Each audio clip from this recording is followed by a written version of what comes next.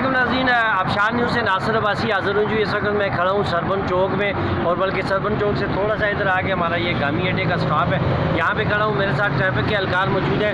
हमेशा हर ईद पे यहाँ पे बहुत ज़्यादा रश होता है और उसकी वजह से इनकी ड्यूटी बहुत ज़्यादा हार्ड होती है, लेकिन इस दफ़ा रश न होने के बावजूद इन लोगों की ड्यूटी बहुत हार्ड रही है कोरोना वायरस की वजह से।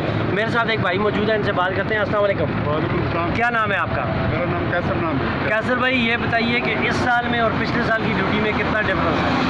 पिछले साल तो रश बहुत ज़्यादा था, इस दफ़ा तो कोरोना की वजह से रश थोड़ा कम है। टूरिस्ट वगैरह तो आए हैं इस दफ़ा भी, लेकिन जिनको हमने वापस किया है, लेकिन ड्यूटी हमारी इस दफ़ा बहुत सख्त थी कोरोना की वजह से, बहुत ज़्यादा सख्त। अच्छा, अभी ये बताइए कि आप लोगों ने ईद जो है वो अपनी रोडों पे गुजारी है? ईद हमने रोडों पर गुजारी है। तो कितने लोग थे जिन्होंने रोडों पे गुजारी? तकरीबन ज़्यादा ट्रैफिक स्टाफ ने रोड पर ज़्यादा ट्रैफिक स्टाफ ने।